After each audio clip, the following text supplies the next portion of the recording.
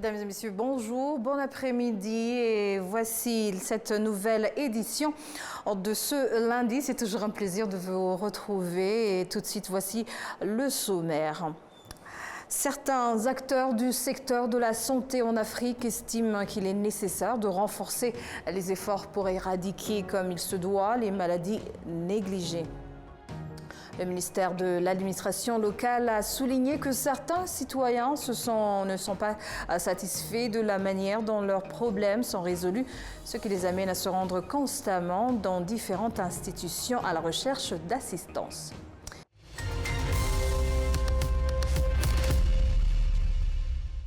Bienvenue. Certains acteurs du secteur de la santé en Afrique estiment qu'il est nécessaire de renforcer les efforts pour éradiquer comme il se doit les maladies négligées en raison de leurs effets dévastateurs sur les populations, notamment les femmes enceintes et les jeunes enfants. Kigali abrite en effet une conférence de 3 jours portant sur les recherches effectuées à propos de ces maladies. Le point avec Assim Youssouf. Le centre biomédical du Rwanda RBC indique que des recherches menées sur les maladies négligées ont permis de constater qu'il y a au Rwanda plus de 6000 cas d'éléphantiasis pris en charge dans différents établissements hospitaliers. 48% des adultes au Rwanda souffrent des vers intestinaux, tandis que 41% des enfants sont également affectés. Les maladies tropicales négligées sont aussi ici au niveau du Rwanda. Les données récentes montrent que nous avons les vers intestinaux qui représentent à peu près 48% chez les adultes, ce qui représente un défi national. Mais également pour les moins de 15 ans, on a à peu près 41%. Et cela affecte surtout la croissance du cerveau des enfants. Ça peut causer l'anémie, mais également chez les femmes enceintes. Ça, c'est un exemple pour démontrer que ces maladies tropicales négligées sont vraiment un défi et un problème de santé publique au niveau national. Les auxiliaires de santé indiquent cependant que la distribution de comprimés contre les vers intestinaux pour les enfants a un grand impact positif. Ce sont là quelques-unes des informations que le Rwanda partage avec les participants à cette conférence internationale sur la recherche relative aux maladies négligées en Afrique. La direction du département en charge de la lutte contre le paludisme au centre biomédical du Rwanda RBC, qui s'occupe également des maladies négligées, souligne que les maladies négligées telles que les vers intestinaux ont des effets graves sur les populations, y compris les jeunes enfants. Environ 1,2 milliard de personnes au monde sont touchées par environ 21 maladies négligées. Cependant, au Rwanda, il ne reste plus que 9 de ces maladies et elles devraient être éradiquées d'ici 2030. Le vice-président de l'Organisation africaine de prévention et de lutte contre les maladies Africa CDC, Dr Mosoka Papafala, indique que le Rwanda est l'un des pays les plus prometteurs pour atteindre les objectifs de lutte contre ces maladies. La raison pour laquelle ces maladies sont dites négligées est principalement qu'elles touchent les populations des pays pauvres. Ce que j'ai observé au Rwanda et dans certains autres pays, c'est que lorsqu'un pays se fixe des objectifs et qu'il met tout en œuvre, que les différentes parties prenantes travaillent ensemble, sans aucun doute, ces objectifs seront atteints. Une bonne gouvernance joue également un rôle essentiel dans la construction des systèmes de santé solides. La recherche menée a permis de réduire la mortalité infantile grâce aux vaccinations et a également permis de découvrir des traitements pour certains types de cancers. Concernant les maladies négligées, la recherche est encore nécessaire pour identifier les lacunes et améliorer notre capacité à lutter contre elles.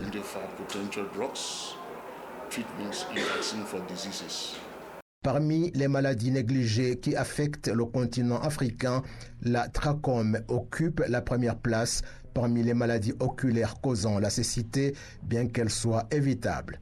Des experts en santé se réunissent pendant 3 jours à Kigali pour discuter des récentes informations et sur des recherches sur les maladies négligées qui, à travers le monde, touchent davantage des personnes que le paludisme, le VIH-Sida et la tuberculose. Les analystes politiques qui suivent de près la politique de la région des Grands Lacs affirment que l'attitude de la République démocratique du Congo sans entretenir les FDLR ne permettra pas à ce pays d'avoir une paix durable. C'est en tout cas le point de vue de maître Jean-Baptiste Gassominali qui déplore aussi la complicité de la communauté internationale qui ne considère pas les causes profondes de son conflit congolais. Maître Jean-Baptiste. Les communiqués, pour moi, parce qu'il y a des gens qui sont payés pour faire ces communiqués, parce qu'il y a des objectifs à atteindre, et ces objectifs, seules les personnes qui les ont mis en place savent ce qu'ils veulent avoir comme résultat dans la région des Grands Lacs et à l'est du Congo en particulier. Mais sinon, pour le M23, conquérir un territoire, il leur revient de droit de conquérir des territoires chez eux, parce que si leur problème ne peut pas être résolu politiquement, ils ont utilisé les moyens militaires pour essayer de résoudre ce problème. Donc moi je pense que si le plan A ne marche pas, le plan B va marcher. Et je pense que la communauté internationale pourra se ressaisir un jour et se rendre compte qu'ils ont commis une erreur, parce qu'ils n'allaient pas aider à ce qu'une milice génocidaire puisse prospérer dans une région comme l'Est du Congo et espérer avoir la paix pendant longtemps. Qu'avez-vous à dire du fait que jusqu'à présent le gouvernement à Kinshasa refuse aucun dialogue direct avec le M23? Bon, il refuse un dialogue direct avec le M23. C'est ce que le président Tshisekedi dit, qu'il ne va jamais parler au M23. Mais s'il ne parle pas au M23 et qu'il est incapable de vaincre le M23 militairement, qu'est-ce qui va se passer? Donc, chacun va administrer la partie qu'il contrôle. Et je ne pense pas que ça soit cela, ce que la communauté internationale, l'objectif ou le résultat qu'attend la communauté internationale à l'est de la RDC. Moi, je pense que quelqu'un a des griefs. Quelqu'un te dit qu'il a un agenda, il a des problèmes qu'il faut résoudre, et vous vous dites, moi je ne veux pas vous parler, allez vous faire foutre, allez au diable. Donc, il arrivera un moment où le M23 aura construit suffisamment de la force militaire que lui-même aussi dira au président Tshisekedi que nous ne voulons pas discuter avec toi, nous allons discuter avec ton successeur. C'est aussi possible. Donc, le Congo n'est pas une propriété privée de Tshisekedi, encore moins de sa famille politique ou sa famille biologique. Donc, le Congo est un pays. C'est dommage que tous les pays raisonnent de la même façon, mais sinon, s'il y avait des gens intelligents, s'il y avait des gens intègres, ils pourraient dire au président Tshisekedi que toutes les guerres se terminent autour des tables de négociation. Mais sinon, s'il s'abstine, c'est juste pour nourrir son ego. C'est juste un orgueil, un but qui est en lui. Mais sinon, il n'a aucune raison objective à pouvoir dire qu'il ne peut pas négocier avec des Congolais qui ont des griefs valables. Parce que l'AFC, quand même, c'est une alliance qui regroupe beaucoup de Congolais, beaucoup de groupes. Et le principal, bien sûr, étant le M23, qui a une armée combattante, qui vient de libérer plus de 4 territoires maintenant, parce qu'il contrôle la totalité du territoire de Rutshuru, il contrôle presque la totalité du territoire de Nyiragongo, il contrôle le territoire de Masisi, une grande partie du territoire de Walikale et une grande partie du territoire de Lubero. Donc, on ne sait pas quel territoire pourrait tomber demain ou après-demain. Et donc, si vous ne pouvez pas discuter avec des gens qui contrôlent plus de 4 territoires d'un pays que vous dirigez, est-ce que vous êtes vraiment raisonnable? C'est le moindre qu'on puisse dire. Donc, le président Tshisekedi, avec ses alliés, devrait en principe se ressaisir et comprendre que le M23, l'AFC ont des revendications légitimes, les entendre autour d'une table et arriver à un accord. Si s'ils n'arrivent pas à un accord, donc la guerre va continuer, c'est qu'ils sauront opter pour l'option de la guerre et je ne sais pas comment cette guerre va se terminer. Peut-être pas à leur avantage. L'avenir nous réserve des surprises. Tout à l'heure, nous reviendrons sur notre interview. Le ministre de l'administration locale a souligné que certains citoyens ne sont pas satisfaits de la manière dont leurs problèmes sont résolus, ce qui les amène à se rendre constamment dans différentes institutions à la recherche d'assistantes. Ce point a été abordé lors des discussions entre la Commission de la gouvernance, de l'égalité et de l'autonomisation des femmes et des hommes au sein du Parlement et le ministère de l'administration locale à propos du rapport sur les activités de l'Office de l'Ombudsman pour l'année 2023-2024. Le point avec Amandine Dikoumassao.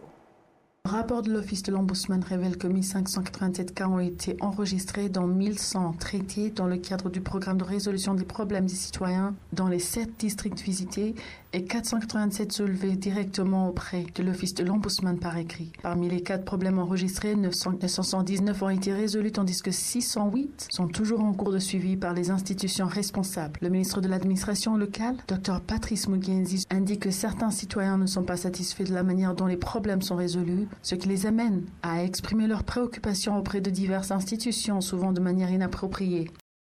Le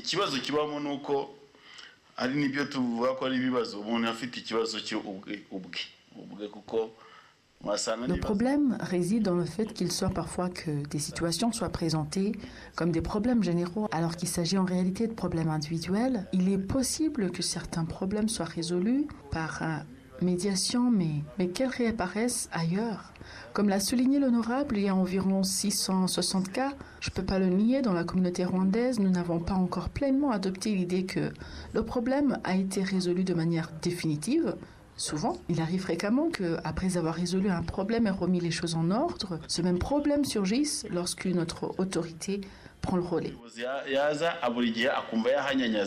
Le ministère de l'administration locale souligne également que certaines familles rencontrent divers problèmes, notamment la cohabitation illégale de certains foyers et le manque de connaissance de la loi régissant la famille. Parmi les mesures envisagées pour résoudre des difficultés figure le renforcement des activités des associations familiales et des clubs de parents qui devraient contribuer à répondre aux préoccupations identifiées au sein de la population. Donald Trump sera investi tout à l'heure, ce 20 janvier, en tant que 47e président des États-Unis. Pendant sa campagne électorale, il n'a cessé de scander que son administration sera axée sur l'Amérique d'abord, ou America First, et un engagement international qui est limité et qui vise à redéfinir le rôle des États-Unis en se présentant comme un acteur de paix, donnant la priorité à ses affaires intérieures. Et pour en discuter, nous avons le plaisir d'accueillir au bout du fil Dr Eric Ndushabandi, chercheur et analyste politique. Bienvenue, docteur. Merci beaucoup. Alors aujourd'hui, on peut se demander qui Trump considère-t-il comme ses alliés. Que veut-il précisément sur le plan, je dirais, de la politique internationale? Merci beaucoup. Je pense que c'est très difficile aujourd'hui de savoir qui sont vraiment les alliés de Trump aujourd'hui, avec sa doctrine conservatrice et surtout son protectionnisme. Je pense que nous allons, dans les prochains jours, savoir exactement la position de Trump avec toute la force qui va venir du Congrès pour savoir qui sont vraiment les alliés. Mais pour l'instant, sa politique internationale, c'est qu'elle a été annoncée quelques jours pendant la campagne et aujourd'hui encore, nous pouvons voir effectivement que ça sera profondément modifié, ça sera profondément transformé en termes de ces rapports, par exemple, avec le continent européen, par exemple, l'OTAN qui propose déjà à questionner sur sa raison d'être et son fonctionnement, transformer vraiment les relations entre les États-Unis et l'OTAN lors de ce mandat. Il prévoit déjà s'accaparer de certaines régions comme le Groenland, la province qu'il définit Canada comme une province de plus pour les États-Unis. Sa position par rapport à l'Ukraine n'est pas encore claire, mais il promet dès le départ que ça sera pour 1 ou 2 jours.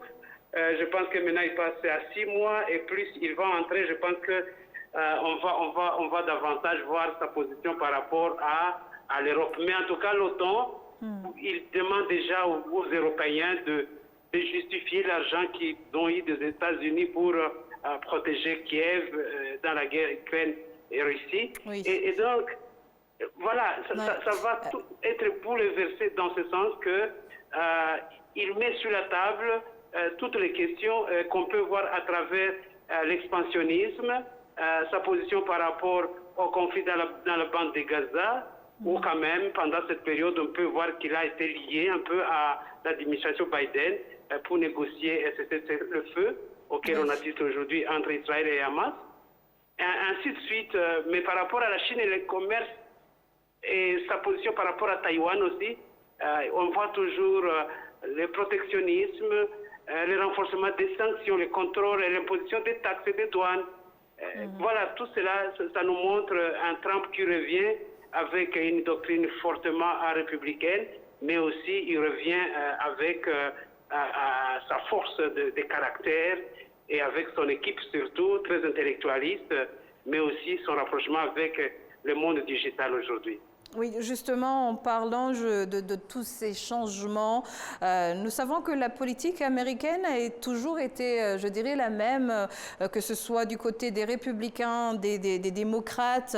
Que pourra faire Trump après le mandat de Biden?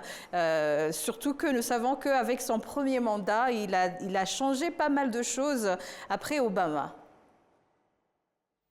Oui, sa politique sociale va encore s'affirmer comme la politique vraiment républicaine en termes de American First, c'est-à-dire tout ce que nous avons comme ou alors héritage de démocrates. Il met en brèche la question de taxes ou alors de l'immigration et surtout par rapport au dollar.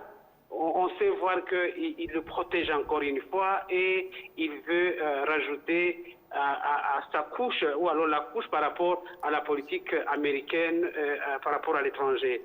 Et il garde des silences par rapport à certaines négociations quand même qu'il met en valeur, c'est-à-dire un peu de pragmatisme, parce qu'on a vu quand même ces derniers jours où il commence un peu à changer d'avis sur certaines questions.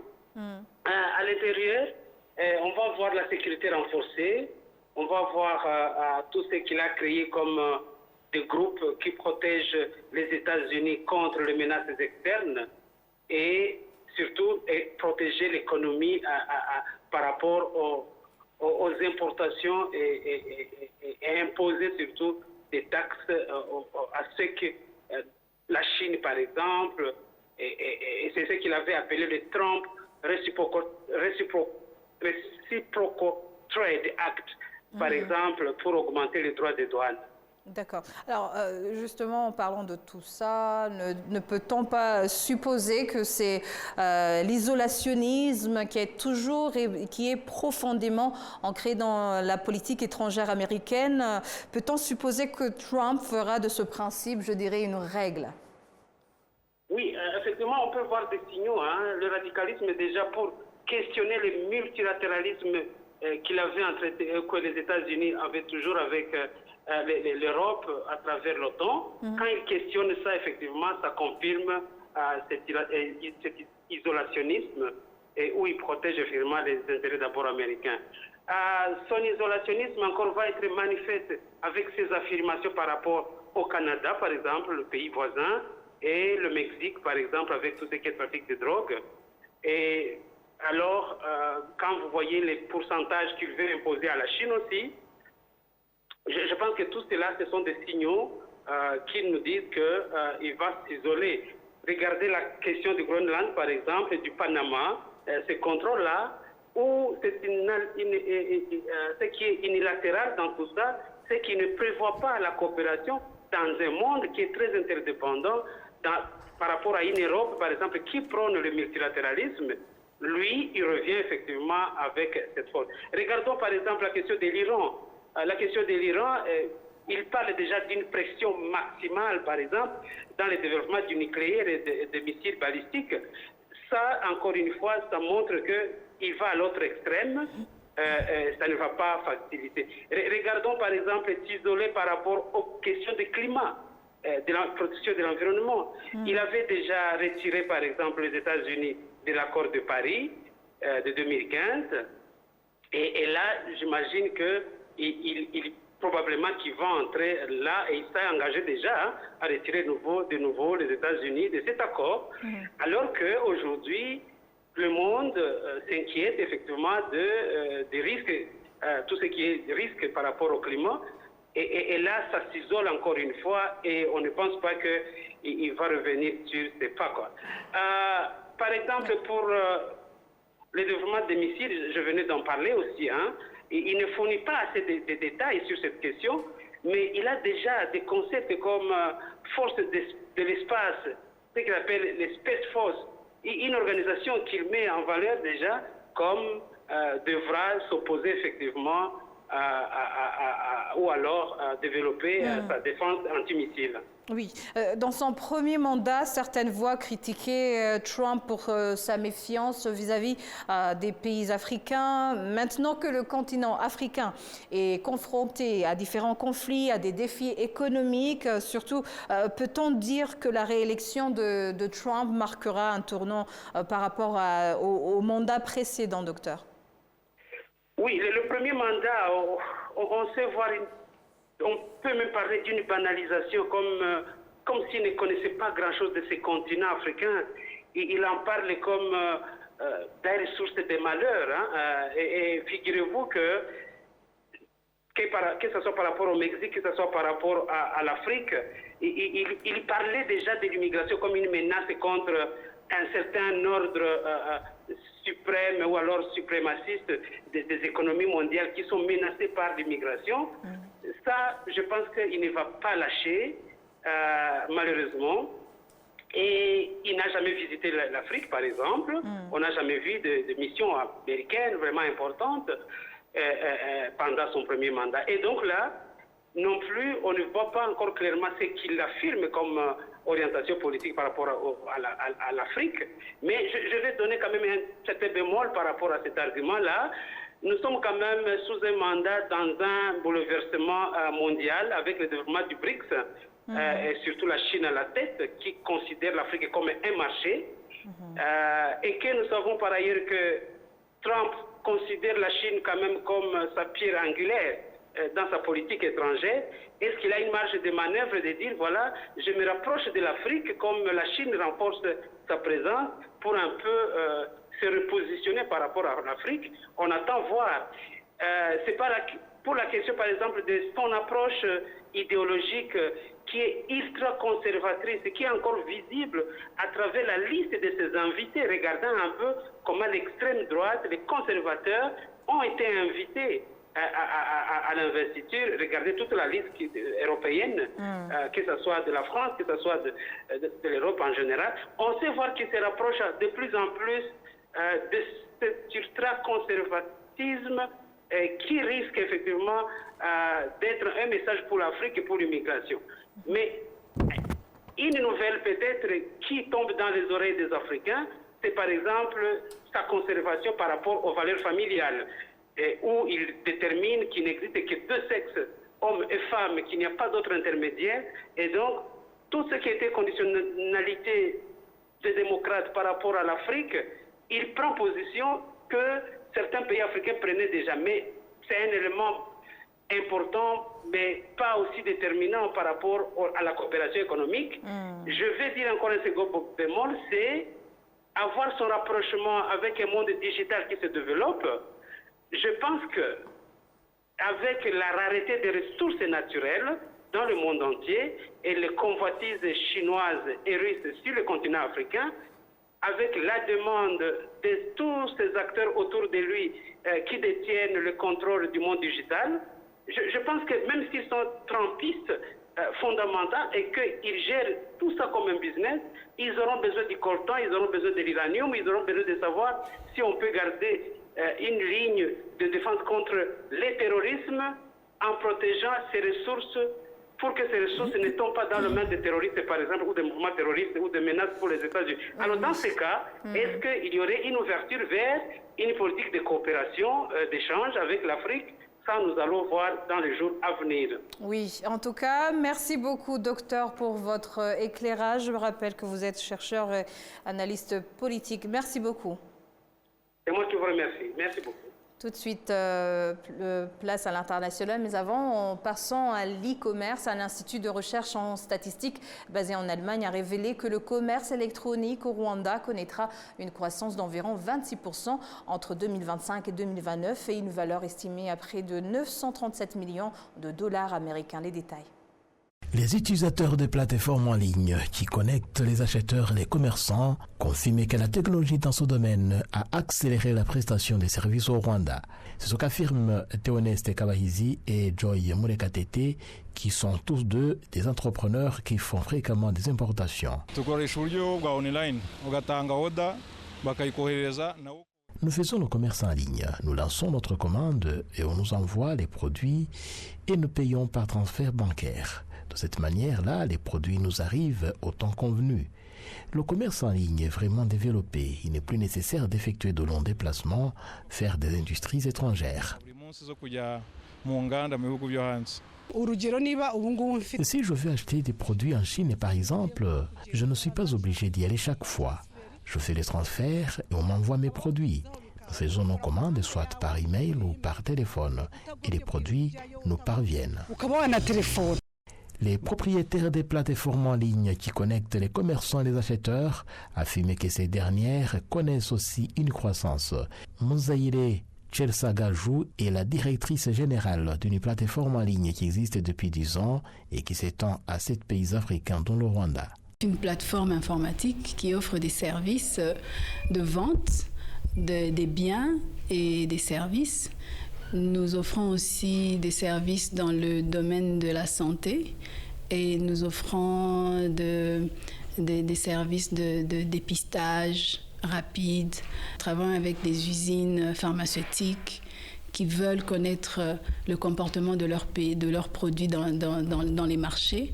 Alors nous analysons avec eux les médicaments, le comportement des médicaments sur le marché, comment ils sont pris, comment ils sont acheminés, le supply chain, comment est-ce qu'ils arrivent au Rwanda, comment on les reçoit et on les stocke et puis on les distribue. Nous avons plusieurs formes de passer les commandes. Nous passons les commandes par voie WhatsApp, par le USSD code.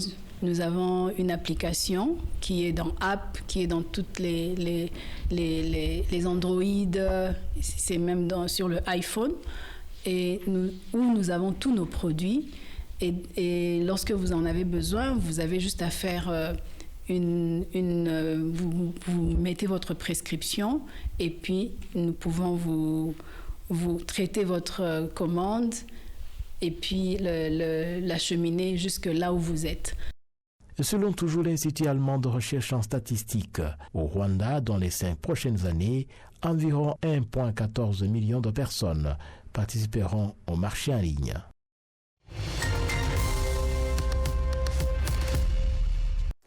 C'est sur ces images que nous clôturons cette grande édition. Au nom de toute l'équipe qui a contribué à sa réalisation, je vous remercie. Bonne poursuite des programmes de la télévision rwandaise et d'ici là, portez-vous bien.